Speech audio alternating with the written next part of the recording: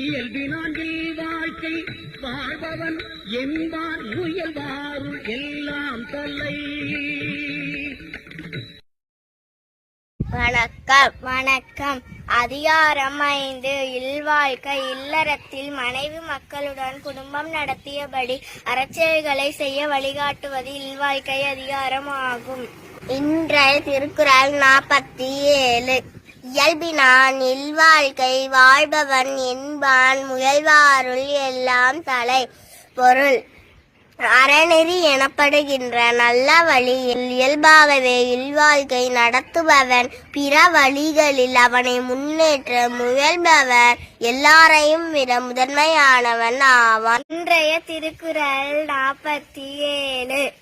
இயல்பினான் இல்வாழ்க்கை வாழ்பவன் என்பான் முயல்வாருள் எல்லாம் தலை.